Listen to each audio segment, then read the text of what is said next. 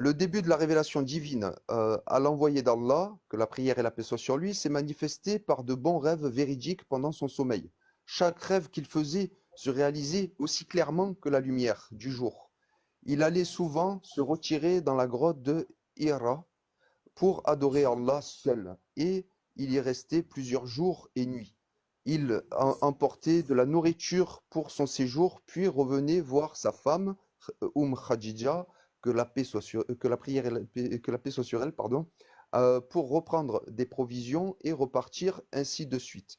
Jusqu'au jour où la vérité lui est descendue. Alors qu'il était dans la grotte de Hira, l'ange est venu à lui et lui a demandé de lire. Le prophète Mohammed, que la prière et la paix sur lui, a répondu: Je ne sais pas lire. Le prophète a ajouté: L'ange m'a alors saisi et m'a serré si fort que je ne pouvais plus le supporter. Puis il m'a relâché et m'a de nouveau demandé de lire. J'ai répondu: Je ne sais pas lire. Il m'a saisi, que la prière et la paix soient sur lui, une seconde fois. Il m'a serré jusqu'à ce que je ne puisse plus le supporter. Puis il m'a relâché et m'a encore demandé de lire. J'ai répondu encore: Je ne sais pas lire. Ou je ne dois pas, ou que dois-je lire? Elle a mis.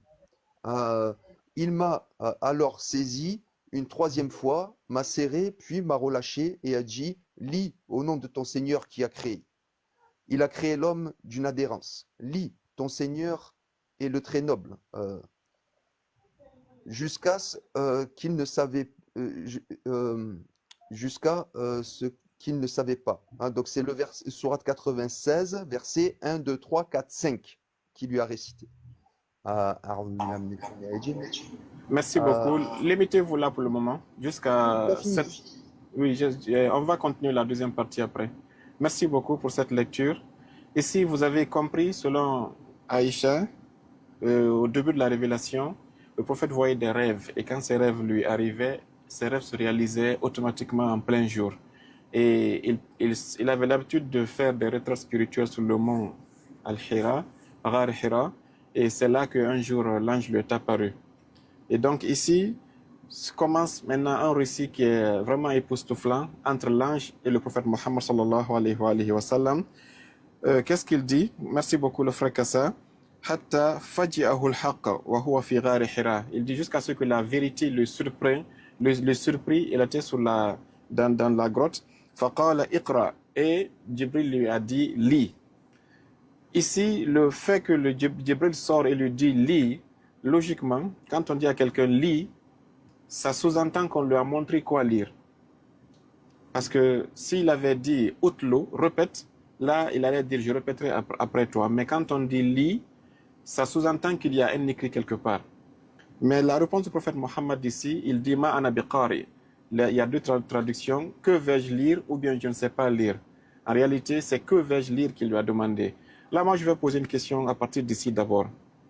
Allah subhanahu wa ta'ala, qui est le sublime et le majestueux, il veut déclencher sa dernière mission sur terre avec le meilleur des êtres qu'il a créé, le prophète Mohammed, et il envoie son meilleur ange pour que cette personne délègue la mission au prophète Mohammed et que le prophète Mohammed puisse continuer. Imaginez, Dieu n'a pas donné l'ange Gabriel l'écrit, l'ange Gabriel n'a pas pu écrire ça lui-même, et il vient de trouver le prophète dans la grotte, il lui dit lis. Le prophète dit mais que vais-je lire? Il ne lui montre rien. Il dit lis. Le prophète dit mais que vais-je lire? Il ne dit rien. Il dit lis. Le prophète dit mais que vais-je lire? Et l'ange le prend, le serre. Et le prophète dit que il m'a tellement serré que j'ai étouffé, que j'ai eu une peine très dure dans mon corps. Et puis il m'a relâché à 3 reprises. Vous imaginez un peu cette scène? C'est une scène qui n'est pas digne de la relation entre Allah et son messager sallallahu alayhi wa sallam, pour plusieurs raisons. Lorsque Allah a voulu envoyer Moussa, le début de sa mission, qu'est-ce qui s'est passé? Il a allumé un feu, par curiosité Moussa est venu, il a vu le feu, et dès qu'il est venu, automatiquement Allah lui a dit enlève tes chaussures, tu es dans une vallée très sacrée, et donc fastami ilma yuha, écoute ce que je vais te dire. Et là il dit innani anallahu, c'est moi qui suis Dieu et je t'envoie idhabila fir'aun. Voilà un peu le processus entre Allah et Moussa. par rapport à Isa, alayhi salam, à sa naissance déjà, Allah n'a pas eu besoin d'envoyer un ange pour lui. Directement, dès que Sayyidah Mariam a porté le bébé et que les Juifs lui ont dit où tu as pris ce bébé, tu n'es pas marié, tu n'es pas... Automatiquement, fa'asharat ilayhi. Elle a indexé le bébé. Automatiquement, le bébé a dit quoi? Il dit Inni Abdullah atani al-kitaba wa ja'alani nabiyya. Il dit moi je suis le serviteur d'Allah. Allah m'a donné le livre wa ja'alani nabiyya. Et Allah m'a nommé comme votre prophète. Voilà le bébé Issa, sans aucune pression, sans aucune contrainte, sans aucune brutalité. Il est bébé et puis il dit voilà, je suis votre nouveau prophète et vous devez maintenant m'obéir et me suivre. Ok? Donc ici, ça montre que donc cette histoire-là, elle n'a aucune conformité avec les récits des prophètes précédents et c'est une histoire hollywoodienne qui n'a aucun fondement réel en réalité. D'abord, le Jibril ne s'est pas présenté, il ne lui a présenté aucun document à lire et lui dit lis. Ça, c'est déjà une forme d'insulter la grandeur de Jibril et par ricochet d'insulter Allah subhanahu wa ta'ala. Car si moi j'envoie mon ambassadeur chez vous et je lui dis va dire à telle personne qui est dans tel lieu de faire quelque chose, sans que je donne à l'ambassadeur l'ordre de mission, il y a tout le contenu de la mission, les détails de ce que la personne là va faire. Je viens, je lui dis, agis. Il dit, mais que vais-je faire? Agis, c'est le président qui m'a envoyé, il faut faire. L'autre dit, je fais quoi? Tu ne l'as pas dit qu'est-ce qu'il doit faire, tu ne l'as pas montré ses directives, tu dis seulement lis, comme info par la info. C'est un sabotage qui n'a aucune authenticité de point de vue coranique. Ça, c'est par rapport à cette première partie de cette histoire. Si Dieu veut envoyer le prophète Mohammed, d'abord à préciser en parenthèse ici que cette rencontre sur la montagne n'était pas la première rencontre entre les deux. C'est ce que les gens ne connaissent pas. Le prophète Mohammed sallallahu alayhi wa sallam, il a dit que depuis que Dieu m'a créé, Allah m'a délégué un ange qui était permanemment avec moi et qui veillait sur moi. Et il a dit dans un autre hadith qui est encore plus antérieur, j'étais déjà prophète alors que Adam était entre l'eau et l'argile. On reviendra sur ces hadiths-là un peu plus tard. Donc le prophète n'avait pas à paniquer. Il connaissait l'ange Jibril. Et même les sunnites nous disent que quand il avait 5 ans, Surat al-Nash, Surat al-Sharh, c'est une histoire qui n'est pas vraie aussi, mais que des anges sont venus avec Jibril, ils l'ont opéré la poitrine, ils l'ont lavé la poitrine. Ça veut dire donc que le prophète Mohammed avait l'habitude de voir Jibril depuis longtemps. Ce n'était pas la première fois qu'il se voyait. Et donc ça, c'est la première remarque à faire par rapport à cette partie-là. Maintenant, je vous laisserai donner vos points de vue tout à l'heure, mais je préfère que le frère continue la deuxième partie, et puis je vais essayer d'ouvrir les débats après, Inch'Allah. Frère Kassa, vous êtes là? Là, bien sûr. Ok, s'il vous plaît, prenons le deuxième paragraphe du récit, s'il vous plaît.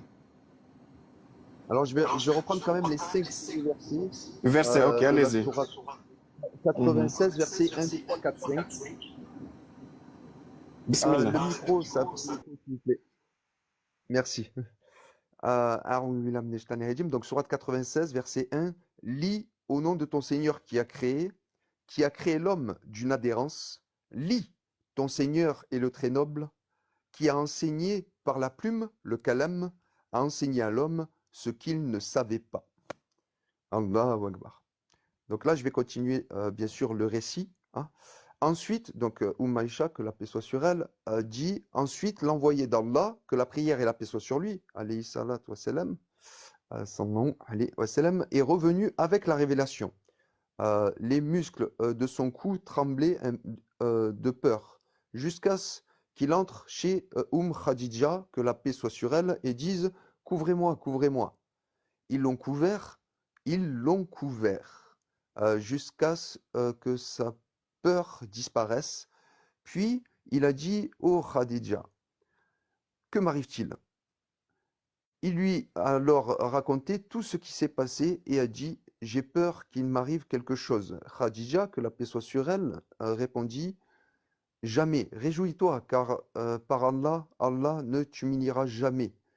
Tu entretiens de bonnes relations avec tes proches, tu dis la vérité, tu aides les pauvres et les nécessiteux, tu es généreux avec tes invités, tu soutiens ceux qui sont frappés par le malheur. » Khadija l'a ensuite accompagné chez son cousin Waraka bin Nawfal.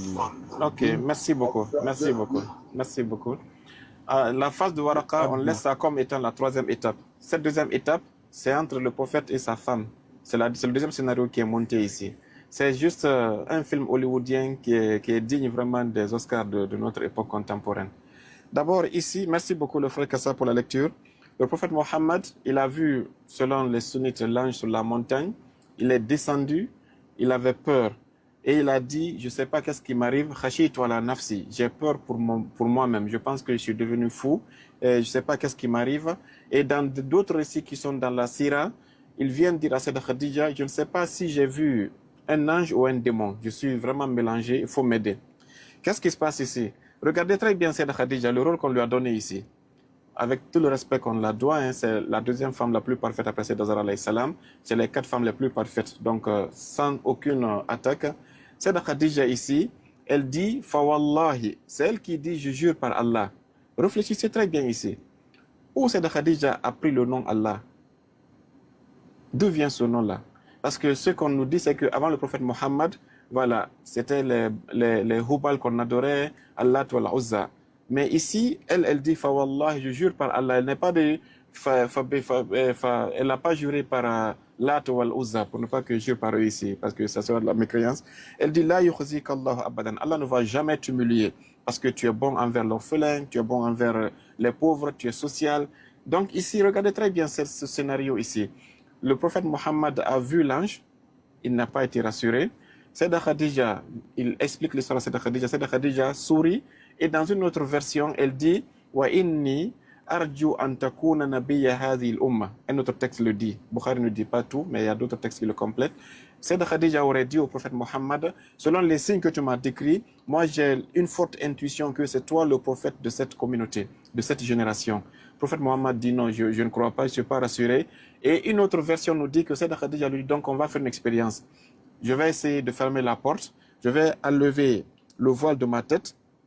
Si celui que tu as vu sur la montagne est toujours présent, c'est que c'est un démon, parce que les démons aiment les femmes qui n'ont pas de voile. En tout cas, je ne dis pas qu'elle a dévoilé une partie de son corps, comme les autres l'ont dit. Je préfère dire qu'elle a dévoilé sa tête seulement. Et elle dit que si je remets le voile, s'il apparaît, c'est que c'est un ange. Donc voilà un peu le test que Sayyidah Khadija aurait fait. Et que le prophète Mohammed a dit donc allez-y, fais ce que tu as fait. Le prophète Mohammed était là, tremblant, toujours couvert dans son manteau. Et Sayyidah Khadija lève le voile. Elle lui dit est-ce que tu le vois? Le prophète dit non, je ne le vois plus. Il regarde toute la chambre, il n'est pas là. Sayyidah Khadija se couvre après. Et le prophète lui dit non, je le vois, il est là, il est là, il est là. Sayyidah Khadija lui dit non, ok, calme-toi, tu n'es pas fou. Ce n'est pas un ange, ce n'est pas un démon que tu as vu. Celui que tu as vu, c'est un ange. Ce scénario que nous a présenté ces Hollywoodiens-là, c'est comme ici, posez-vous la seule question, entre Sayyidah Khadija et le prophète Mohammed, qui est plus intellectuel que l'autre? Qui est plus savant que l'autre ici? Sayyidah Khadija est présentée comme étant plus mature, plus sereine et même plus connaissante du monde spirituel parce qu'elle distingue entre démons et ange. Le prophète Mohammed est tellement, astaghfirullah, ici rabaissé qu'il ne distingue pas entre un démon et un ange. Il faut que sa femme lui dise d'abord, je sais que c'est toi que le prophète et que ce que tu as vu, ce n'est pas un démon, c'est un ange. Voilà un peu comment est-ce que le prophète Mohammed a été humilié ici. Et donc, la troisième étape, c'est ce que le frère Van Zoller, c'est entre maintenant Sayyidah Khadija et Waraqat ibn Nawfal. Vous avez vu que c'est bien réparti, c'est des scénarios, ceux qui tournent les films, ils ont bien établi que le début c'est entre le prophète Mohammed et l'ange sur la montagne, c'était une décoration spéciale. Ensuite, deuxième phase du scénario, Sayyidah Khadija, le prophète Mohammed et Sayyidah Khadija. Et troisième scénario, prophète Mohammed et Waraqat ibn Nawfal. Allez-y, le frère Kassa, pour la troisième étape, s'il vous plaît.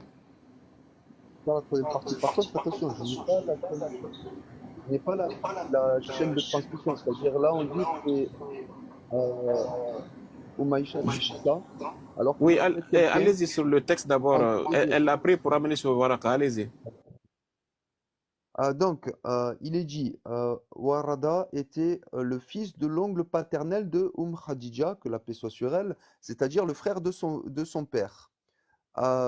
Durant la période pré-islamique, il était devenu chrétien et écrivait en arabe, transcrivant les évangiles en arabe avant qu'Allah le lui permettait. Il était âgé et avait perdu la vue. Khadija, que la paix soit sur elle, lui dit: Oh mon cousin, écoute l'histoire de ton neveu. Waraka demanda: Oh mon neveu, qu'as-tu vu? Le prophète Mohammed, que la prière et la paix sur lui raconta ce qu'il avait vu. Waraka, dit c'est le même Namus, c'est-à-dire Gabriel, l'ange dépositaire des secrets, qu'Allah a envoyé à Moïse. J'aimerais être jeune et vivre jusqu'au moment où ton peuple te chassera. L'envoyé d'Allah, que la prière et la paix sur lui, demanda ils vont me chasser? Warada répondit par l'affirmatif et dit jamais un homme n'est venu avec un message semblable au tien sans être traité avec hostilité. Si je vis jusqu'au jour où tu seras chassé, je te soutiendrai fermement. Mais quelques jours plus tard, Warada mourut et la révélation s'interrompit un moment. Merci Et le beaucoup. prophète, Merci beaucoup. Limitons-nous troisième ici, chose. ici encore, parce que ça, c'est la troisième étape du scénario. Ne perdez pas le fil. Hein. D'abord, le prophète Mohammed et l'ange Gabriel sur la montagne. Prophète Mohammed et Sayyidah Khadija dans la chambre. Prophète Mohammed et Waraka, troisième étape. D'abord, ici, les chrétiens aujourd'hui, on leur a donné du pain béni avec Waraka ici. C'est-à-dire que tout ce que le Coran a passé 23 ans à nier en disant que ma yu'allimuhu bashar, dans la sourate An-Nahl, wa na'lam annahum yaquluna inna ma yu'allimuhu bashar. C'est-à-dire que Allah dit, au temps du prophète Mohammed, il y a des gens qui l'ont accusé de recevoir le Coran de la part d'anciens chrétiens qui étaient venus évangéliser l'Arabie Saoudite. Il y a beaucoup de chrétiens qui croient jusqu'à présent que le prophète Mohammed n'a été qu'un simple copieur qui est allé voir, parce qu'il y avait maintenant des évangélistes qui étaient venus dans le péninsule arabique qui enseignaient la Bible, que le prophète Mohammed a écouté la Bible avec ces gens-là et il a fait une copie mal faite pour inventer le Saint-Coran. Cette partie-là, que Nana Aïcha nous raconte ici, c'est confirmer cette partie est exactement ce que Allah a nié ici. Parce que ici, on dit que Waraka, d'abord, il était en contact avec les chrétiens, il savait lire et écrire et il avait ce qu'on appelle l'évangile avec lui. Et donc, vous comprenez que quand maintenant, on dit même à la fin du récit, quand Waraka est décédé, la révélation a coupé. J'ai écouté un live il n'y a pas longtemps sur un panel chrétien. On était en train de charcuter un musulman là-bas qui n'avait pas beaucoup d'informations. Les chrétiens lui ont dit, dis-nous pourquoi quand Waraka est mort, la révélation a coupé. C'est parce que c'est lui qui donne au prophète Mohammed les premières sourates qu'il a reçues. Donc ça, c'est d'abord confirmer une accusation que le Coran a mis plusieurs années à démentir. Ça, c'était l'aperçu de ce passage. Maintenant, allons dans le fond. Dans le fond, imaginez très bien le prophète Mohammed sur la montagne, il a vu l'ange, il a paniqué, il a tremblé, il a couru chez sa femme a fait l'expérience de voile, et il dit Zamelouni, couvrez-moi, je suis fou, je ne sais pas qu'est-ce que j'ai vu. Et la femme a vu que son mari n'est pas convaincu. Sa femme lui a dit, attends, je jure par Allah que c'est un ange que tu as vu. Voilà l'expérience. Le prophète Mohammed a dit, non, je ne te crois pas, je ne suis pas rassuré. Elle a réfléchi, elle a dit, d'accord, comment je vais aider mon mari? Elle dit, attends, j'ai un oncle qui est chrétien. Allons chez lui. Elle a pris la main du prophète Mohammed qui tremblait, qui était encore sur son manteau, comme un petit bébé apeuré, un enfant apeuré. Sayyidah Khadija la prend, le trimballe jusqu'à Waraka. Et Waraka, le sage, le chrétien, le calme. Et Sayyidah Khadija lui dit, Isma, ma yaqul ibn ammika. Oh, Waraka, écoute ce que Mohammed dit. Le prophète Mohammed reprend l'histoire, j'étais sur la montagne, j'ai vu. Waraka, sage, et il remue la tête, il dit, ok, ce que tu as vu, tu n'es pas fou. Ce que tu as vu, c'est le Namous. Le prophète dit, c'est quoi le Namous? Il dit, non, c'est cet ange gigantesque que le prophète Moussa avait reçu. Et donc, aujourd'hui, ici, quelqu'un dit que ça bug. Excusez-moi, je ne sais pas si ça bug. Et c'est Waraka qui lui dit, je t'annonce que tu es le nouveau prophète de cette communauté. Vous imaginez ici quelque chose? L'humiliation la plus barbare qu'on a attribuée au prophète Mohammed, c'est que le prophète Mohammed est le troisième à croire à sa prophétie. D'abord, sa femme Khadija a accepté qu'il est prophète. Lui, il a douté qu'il est prophète. C'est de Khadija, la même chez Waraka. Waraka aussi, merci beaucoup que ça ne bug pas. Waraka aussi lui dit, tu es prophète. C'est là que le prophète Mohammed maintenant a dit, ok, si comme vous deux, vous êtes tous d'accord que je suis prophète, donc je vais essayer d'accepter que je suis prophète. Le prophète Mohammed est le troisième à accepter sa mission, à croire qu'il est prophète. Vous imaginez si maintenant, on est dans un monde où il y a des chrétiens, il y a des juifs, il y a des intellectuels, il y a des athées. Quelqu'un vient, il dit, je vais être musulman. Raconte-nous comment ton prophète a commencé sa mission. Tu lui racontes cette histoire-là. Mais il te dira ça, c'est un mythe, c'est un conte de fées. Même lui, il doutait de sa prophétie, il n'avait pas confiance en lui. Contrairement au prophète Jésus-Christ qui a parlé quand il était bébé, le jour de sa naissance, il a dit « Inni Abdullah atani al-kitaba wa ja'alani nabiyya ». Le prophète Jésus, il était rassuré, il a dit « Dieu m'a donné le livre, il m'a choisi et il m'a nommé prophète ». Ça, c'est le prophète Jésus qui connaissait qu'il est prophète. Depuis qu'il était bébé, notre prophète qui est censé être le meilleur, il est né il ne connaît pas qu'il est prophète. Il a grandi, il ne connaît pas qu'il est prophète. Il a atteint 40 ans, il ne connaît pas qu'il est prophète. Il a vu l'ange qui lui a dit « Innaka rasoulu hadhil umma » tu es le messager de cette communauté. Il n'a pas cru en l'ange, au contraire, il a pensé qu'il a vu un démon. Il voit sa femme lui dit « Tu es le prophète ». Il doute. Il a fallu qu'un chrétien entre dans la scène pour lui dire « Non, quand toi, tu n'es pas fou, tu es un prophète ». C'est là qu'il a un peu voilà, cessé de trembler pour dire « Voilà, que je suis le prophète de cette communauté ». Un homme comme ça, est-il digne d'être suivi en réalité? Tout ça, ça a été mis, c'est des pièges des ennemis de l'islam qui ont mis ces virus dans nos livres afin de discréditer notre prophète Mohammed, afin de l'humilier, afin de le rabaisser, de sorte que si tu le compares avec les autres prophètes, tu vois que les autres prophètes sont plus rassurants, ils donnent le salut plus vite, comme les chrétiens le disent, que le prophète Mohammed, donc ils vont aller chez lui. Et donc c'est une humiliation qui ne dit pas son nom. Qu'est-ce que les Ahlul Bayt nous ont dit? Ils nous ont dit que le prophète Mohammed, depuis son enfance, et ça c'est dans Nahjul Balagha, Imam Ali raconte que Allah a donné au prophète Mohammed un ange qui l'a toujours accompagné, qui l'a toujours guidé depuis qu'il était bébé, qu'il a grandi. Et imaginez que même pendant qu'il était enceinte, le prophète Adam est venu saluer ce bébé dans le ventre. C'est Amina recevait les salutations du prophète Noé. Le prophète Isa, il venait dire Assalamu alaikum Rasulallah. Abdul Muttalib voyait les signes des Hurul Ain qui venaient prêts à accompagner ce bébé pour qu'il soit mis au monde. Quand il était en train d'être mis au monde, il y a eu des Hurul Ain qui sont venus avec Sada Mariam et Asiyat bintou, la femme de Pharaon, qui ont aidé cette femme à mettre bas. Et le prophète, dès qu'il est né, il a parlé, il a dit Ashhadu an la ilaha illallah wa anni rasulullah. Sa maman a entendu ça et elle a accepté sa mission depuis encore qu'il venait de naître. Donc, les Ahlul Bayt nous disent que le prophète Mohammed était déjà informé de sa prophétie avant même que Adam ne soit créé. Kuntu nabiyyan wa Adam bainal ma'i wa tin. Voilà ce que les Ahlul Bayt nous ont dit. Et l'ange Jibril et le prophète Mohammed, ils se connaissaient fi alamul arwah. Avant que le monde ne soit créé, Jibril et le prophète Mohammed étaient déjà des compagnons qui étaient encore dans le monde spirituel. Donc, pourquoi il va le voir sur une montagne, trembler, avoir une peur et demander et penser qu'il est fou?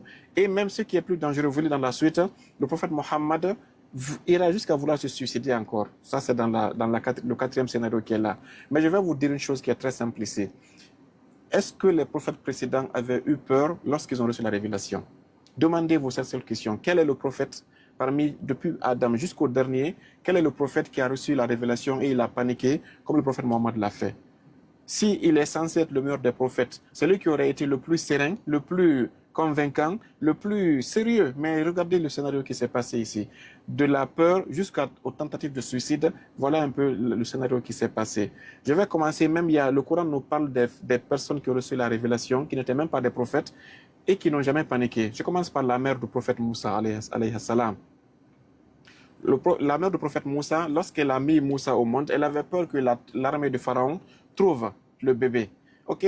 Qu'est-ce qu'elle a dit? On a dit à la mère de Moussa, elle est ton bébé, rien ne va lui arriver.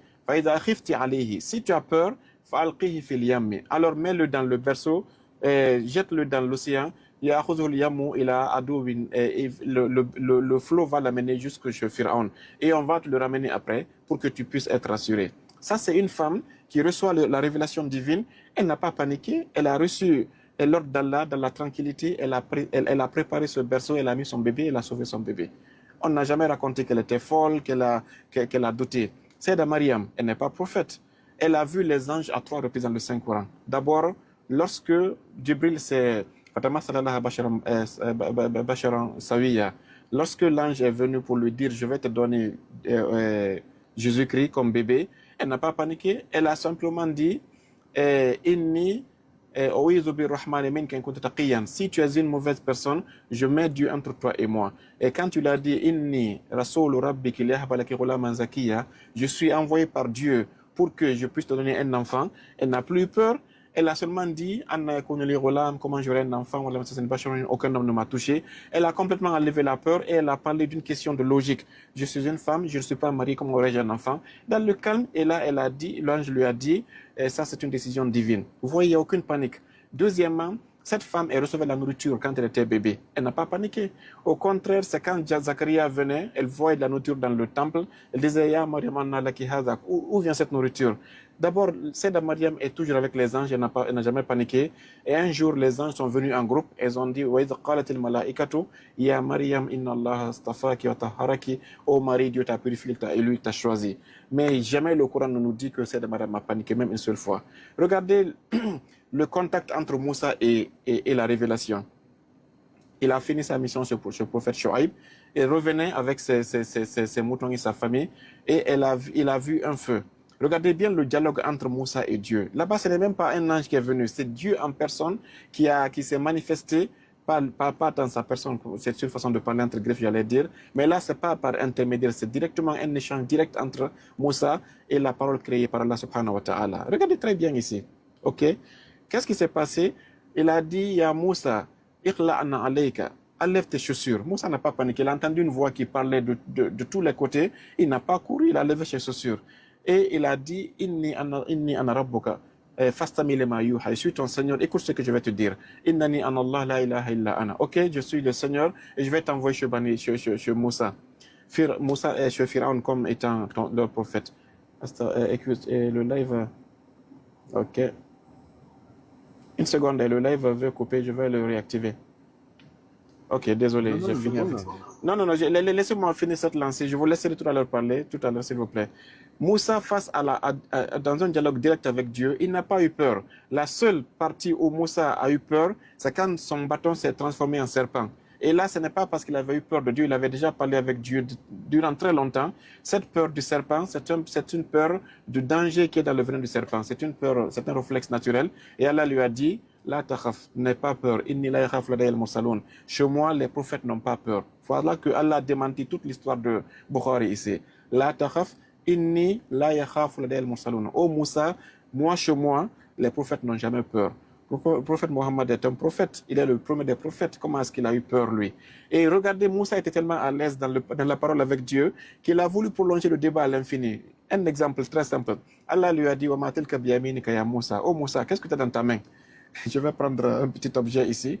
Il a pris, il a dit, il pouvait dire seulement, c'est mon bâton. Mais regardez comment Moussa a voulu, parce que c'était délicieux, c'était une paix indescriptible qu'il ressentait quand il parlait avec Dieu. Il a dit, Hada asaya. Il dit, ça c'est mon bâton. Il a répondu à la question. Mais il dit, Dieu, c'est pas seulement mon bâton. Il dit, Atawakkau alayha. Quand je marche, je m'appuie sur mon bâton. Il n'a pas fini. Il dit, Wahush biha ala ghanami. Et quand je suis avec mes troupeaux, c'est avec ce bâton-là que je les dirige et que je fais tomber les feuilles pour que mes moutons mangent. Il n'a pas fini. Il dit, Wali yafi ma'arib ukhra. Il dit, Dieu, j'utilise même ce bateau pour plusieurs autres choses. Il voulait que Dieu lui dise, dis-moi ces choses-là. Donc Moussa était relax. Il parlait avec Dieu. Il voulait prolonger le débat avec Dieu. Ça, c'est un prophète qui n'a pas le rang du prophète Mohammed avec Dieu. Directement, sans un ange. Il est à l'aise, il continue le dialogue. Mais voilà le prophète Mohammed qui est censé être le meilleur. Avec un simple délégué, il a peur, il panique, il est fou. Couvrez-moi. Il va faire le babysitting chez sa femme. Il va faire il va voir le psychologue qui est Waraqat ibn Nawfal pour confirmer qu'il est prophète. C'est une injure envers le prophète Mohammed sallallahu alayhi wa sallam. Ça n'a aucun sens et ça n'a ni tête ni queue. Respectons notre prophète Mohammed, respectons sa dignité vraiment. Ça, c'était par rapport à cette troisième partie. Je voudrais donner la parole au frère Kassa, mais juste après qu'on finisse le texte, parce que c'est la dernière partie qui reste. Lisez le quatrième paragraphe et puis on va essayer d'ouvrir le débat, Inch'Allah. S'il vous plaît, frère Kassa. Allez-y sur la dernière partie. Oui, il continue. Je vais faire mute. Donc je reprends, hein. Tac, tac, tac. Mais quelques jours plus tard, Waraka mourut et la révélation s'interrompit un moment. Et le prophète devint si triste que nous l'avons entendu, comme nous l'avons entendu, il envisagea plusieurs fois de se jeter du haut de la montagne. Chaque fois qu'il montait pour se jeter, Gabriel, que la prière et la paix soient sur lui, apparaissait devant lui et disait: Ô Muhammad, tu es vraiment l'envoyé d'Allah en vérité. Alors son cœur se calmait, il retrouvait la paix et rentrait chez lui. Et à chaque fois que la révélation tardait à venir, il faisait la même chose. Mais à chaque fois qu'il atteignait le sommet, Gabriel, que la prière et la paix soient sur eux, l'apaisait et lui disait la même chose. Ibn Abbas a dit à propos de ce verset, c'est lui qui fend l'aube, sourate 6, verset 96. Vous ne voyez pas le verset? Ok, merci beaucoup. Merci. C'est la fin du récit. Vous voyez La très fin du bien. récit. Là, je voudrais que vous portiez beaucoup attention sur la chute de ce récit-là. La peinture qu'on a peint le prophète Mohammed, jusqu'à présent, il doute de sa révélation, si vous comprenez ce paragraphe-là. C'est-à-dire que, subhanallah, regardez très bien, Waraka mourut, la révélation s'est interrompue. Et qu'est-ce qui s'est passé lorsque la révélation s'est interrompue? Le prophète Mohammed, comme maintenant Waraka lui a dit tu es un prophète, et le prophète Mohammed partit sur la montagne, il levait les yeux sur le ciel pour espérer de voir Djibril. Il ne le voyait pas. Qu'est-ce qui se passe? Il s'est fâché et du haut de la montagne, il a couru et il s'est jeté dans le vide pour se tuer. Imaginez un prophète qui va se suicider. Subhanallah. Et le récit dit que si ce n'était pas que l'ange était plus vite, plus rapide, il a rattrapé le prophète Mohammed, il le remet sur la montagne. Qu'est-ce qu'il lui dit? فكلما أوفى بذروة جبل لكي يلقي منه نفسه تبدى له جبرائيل فقال يا محمد إنك رسول الله حقا. Oh Mohammed, innaka, toi-même, Rasulullah, tu es le messager d'Allah, haqqan. C'est la vérité, ne doute pas. Le prophète Mohammed doute toujours qu'il est messager. Subhanallah. Et moi, est-ce que je peux confier mon éternité à un homme qui doute qu'il a été envoyé pour me sauver? Voilà pourquoi les chrétiens vous fatiguent dans les débats. C'est parce que ces récits-là, c'est du pain béni pour eux. D'abord, le prophète Mohammed, comment est-ce qu'un homme qui est censé être le sauveur de l'humanité peut aller tenter de se tuer? Il sait que se suicider, c'est déjà condamné par Allah subhanahu wa ta'ala. Mais parce que on a présenté le prophète Mohammed comme étant un malade mental, un fou, astaghfirullah, quelqu'un qui doute de sa prophétie, qui a été convaincu par sa femme, il n'est pas rassuré. Il a été convaincu par un chrétien, il n'a pas été rassuré. Même Djibril vient chaque fois lui dire, ne te tue pas, tu n'es pas fou, tu es le nouveau prophète. Mais ça ne l'a pas empêché de douter de sa prophétie. Voilà un peu ce qui s'est passé. Et ce qui est bizarre ici, c'est que Bukhari dit que chaque fois que la révélation tardait un peu, le prophète Mohammed partait sur la montagne pour aller se suicider. Pour faire pression sur Djibril, viens, apparaît sur moi, apparaît à moi, apparaît à moi. C'est-à-dire que le prophète Mohammed ne s'est pas tenté de se suicider une seule fois, il a tenté de se suicider plusieurs fois, peut-être 10 fois, 5 fois, 50 fois, cela le sait. Donc ici, voilà un peu la fin du film hollywoodien qui nous a été rapporté par Bukhari, qui a été ficelé par les ennemis de l'islam afin d'enlever toute crédibilité à notre prophète Mohammed. Car je vous assure que toute personne qui est raisonnable, à qui tu viens présenter l'islam et qui te demande, donne-moi la version de comment votre prophète Mohammed a contacté Dieu pour recevoir le Saint-Coran. Si tu lui dis cette histoire-là, il dira non, cette religion-là, elle n'est pas sérieuse. Même votre prophète doutait de lui, comment est-ce que je peux avoir confiance en lui? Alors qu'ici, je vais vous dire une chose pour conclure. La révélation n'a pas commencé sur la montagne. La révélation était dans le corps du prophète Mohammed sallallahu alayhi wa sallam, depuis le début. C'est-à-dire que Allah a descendu le Saint-Coran dans sa totalité, dans le cœur du prophète Mohammed, sans exception. Tout était dans son cœur. Il connaissait tous les versets, tout le Coran était dans son cœur déjà. Ça, ce qui s'est passé le jour de la montagne, c'était le début de sa mission.